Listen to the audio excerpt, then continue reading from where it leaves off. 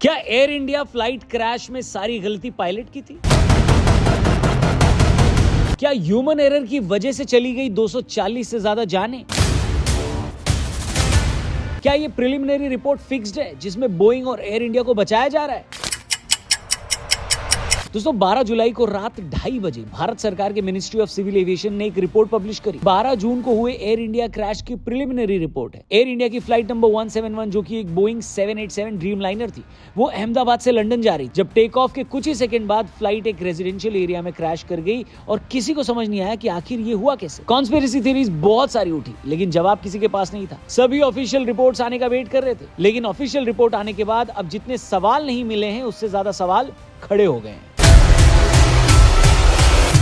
ये सवाल क्या है हम आपको आगे बताएंगे, लेकिन उससे पहले जरा जान लेते हैं कि रिपोर्ट क्या कह रही है। वीडियो अपने दोस्तों से जरूर शेयर करिएगा और चैनल को भी सब्सक्राइब करिएगा। दोस्तों रिपोर्ट में ये बताया गया कि टेक ऑफ करने के कुछ ही सेकंड बाद विमान के दोनों इंजन 1 और इंजन 2 के फ्यूल कंट्रोल स्विच एक के बाद एक सेकंड के भीतर बंद हो गए। ये स्विच नॉर्मली रन पोजीशन में रहते हैं ताकि इंजन को फ्यूल मिलता रहे, लेकिन अचानक ये स्विच कट ऑफ पोजीशन में चले गए, जिससे फ्यूल की सप्लाई रुक गई और दोनों इंजन बंद हो गए। अचानक दोनों इंजन बंद होना एक अबनॉर्मल और बहुत ही सीरियस सिचुएशन मानी जाती है। जांच रिपोर्ट में मिले कॉकपिट वॉइस रिकॉर्डर के ऑडियो से पता चला कि पायलट खुद भी हैरान थे कि ये स्विच कैसे बंद हो गए। एक पायलट दूसरे से पूछता है, why did you cut off, यानी तुमने स्विच क्यों बंद कर दिया? दूसरा पायलट जवाब देता है, मैंने नहीं किया। इस बातचीत से साफ है कि स्विच का कटना एक सोच समझ कर लिया गया फैसला नहीं था, बल्कि कुछ ऐसा था जिसे लेकर पायलट्स खुद उलझन में थे। लेकिन गौर करने वाली बात यह है कि फ्यूल कंट्रोल स्विच में एक गार्डिंग सिस्टम होता है, यानी इनके ऊपर कवर होता है, जिससे गलती से हाथ लगने या टकराने से ये स्विच मूव नहीं होते। इसके अलावा ये स्प्रिंग लोडेड होते हैं, यानी इन्हें काफी ताकत और जानबूझकर नीचे दबाना पड़ता है। इसलिए एक्सपर्ट्स का मानना है कि इन स्विच का गलती से एक साथ कट जाना लगभग इम्पॉसिबल है। जैसे इंजन बंद हुए, पायलटों ने फौरन फ्यूल कंट्रोल स्विच को वापस रन पोजीशन में किया ताकि इंजन फिर से चालू किए जा सके। 4 सेकंड के अंदर अंदर ये दोनों स्विच वापस ऑन किए गए, लेकिन इंजन स्टार्ट होने के प्रोसेस में कुछ सेकंड लगते हैं। एविएशन एक्सपर्ट्स का मानना है कि अगर थोड़ी सी भी और एलिवेशन एयरक्राफ्ट के पास होती तो ये प्रोसीजर कंप्लीट हो सकता था और प्लेन के इंजन दोबारा से इतने सक्षम हो जाते कि वो प्लेन को थर्स्ट देते। इंजन दोबारा स्टार्ट करने की कोशिश की गई, लेकिन सिचुएशन आउट ऑफ कंट्रोल हो चुकी थी। रिपोर्ट के अनुसार इंजन 1 कुछ हद तक स्टार्ट हो गया था और उसमें पार्शियल पावर आ भी गई थी, लेकिन इंजन 2 दोबारा चालू नहीं हो पाया। एक इंजन की ताकत से पूरे विमान को बचाना मुश्किल था, खासकर जब प्लेन तेजी से नीचे गिर रहा हो। इस वजह से पायलट उसे वापस रनवे तक नहीं ले जा सके। जैसे ही पायलटों को लगा कि प्लेन को संभालना मुश्किल हो रहा है, उन्होंने एयर ट्रैफिक कंट्रोल को आपातकालीन सिग्नल मेडे मेडे मेडे ये भेजा।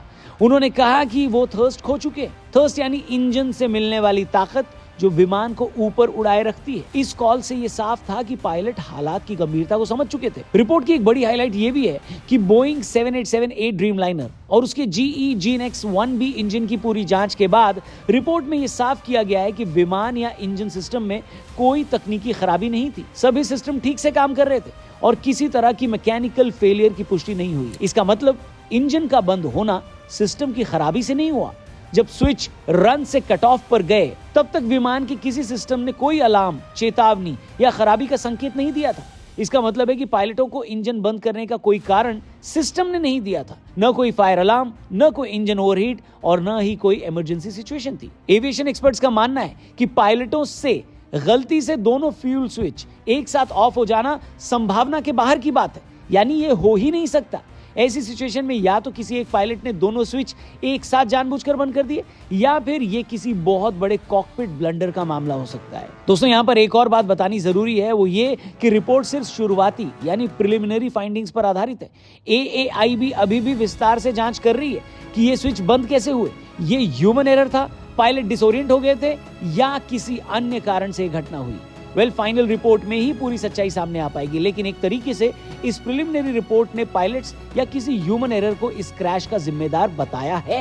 हालांकि जैसा कि हमने कहा कि ये रिपोर्ट जवाब से ज्यादा सवाल देकर गई है। दो ऐसे पायलट जिनके पास हजारों घंटों का फ्लाइंग एक्सपीरियंस था, जो बोइंग का ड्रीम लाइनर पहले भी फ्लाई कर चुके थे, जिन्होंने पिछले 25 घंटे से कोई फ्लाइट नहीं उड़ाई थी, यानी वेल रेस्टेड भी थे, आखिर वो फ्यूल कंट्रोल स्विच क्यों बंद करेंगे बताइए? खुद रिपोर्ट कह रही है कि इन स्विच में गार्डिंग सिस्टम होता है, यानी इनको गलती से बंद नहीं किया जा सकता। यानी एक तरीके से आप ये बता रहे हैं कि पायलट ने जानबूझकर ये स्विच बंद कर दिया। आपको बता दें कि इस रिपोर्ट के बाहर आने के बाद airline pilots association of India ने एक बयान जारी किया है और कहा है कि यह रिपोर्ट और इन्वेस्टिगेशन जानबूझकर पायलट एरर की तरफ इशारा कर रही है। इसको रिजेक्ट करते हैं और एक फेयर इंक्वायरी की हम मांग करते हैं। अपने बयान में इस एसोसिएशन ने यह भी कहा है कि यह रिपोर्ट मीडिया में लीक कर दी गई बिना किसी ऑफिशियल सिग्नेचर के और इस इन्वेस्टिगेशन टीम में किसी क्वालिफाइड पायलट को भी जगह नहीं दी गई है। यह कहा जा रहा है कि aircraft accident investigation bureau of India यानी AAIB के पास ऐसी बहुत सारी जानकारी है जो इन लोगों ने पब्लिक नहीं करी। कहने का मतलब यह है दोस्तों कि इस 15 पेज की प्रिलिमिनरी रिपोर्ट में एयर इंडिया फ्लाइट AI-171 के क्रैश का टाइमलाइन और टेक्निकल डिटेल तो दिया गया है, लेकिन कुछ बड़े और इंपॉर्टेंट सवालों के जवाब अब भी नहीं मिले हैं। रिपोर्ट में यह साफ नहीं किया गया है कि दोनों इंजन के फ्यूल कट ऑफ स्विच अचानक कैसे बंद हुए और इसके लिए जिम्मेदार कौन है। ब्लैक बॉक्स और फ्लाइट डेटा रिकॉर्डर की गहराई से जांच अभी भी चल रही है। रिपोर्ट में कोई इंसानी गलती यानी ह्यूमन एरर या टेक्निकल फेलियर को फाइनल रूप से नहीं ठहराया गया है। लोगों का कहना है कि पायलट को दोषी करार देना एक तरह से बोइंग को क्लीन चिट दे देना है और ऐसा इसलिए किया गया है ताकि इंश्योरेंस कंपनी से एयरक्राफ्ट कैरियर अपना पैसा वापस ले ले, क्योंकि ह्यूमन की जगह अगर सॉफ्टवेयर या हार्डवेयर फेलियर होता तो बोइंग और एयर इंडिया को इंश्योरेंस का पैसा न मिलता। इसीलिए सारा इल्जाम पायलट के जिम्मे डाल दिया गया है, वो पायलट जो अब खुद को डिफेंड करने के लिए हमारे बीच हैं भी नहीं। तो दोस्तों आपको क्या लगता है, क्या इस रिपोर्ट में कोई आपको षड्यंत्र नजर आ रहा है, कोई गड़बड़ी नजर आ रही है, या आपको लगता है ना ये रिपोर्ट सही भी हो सकती है?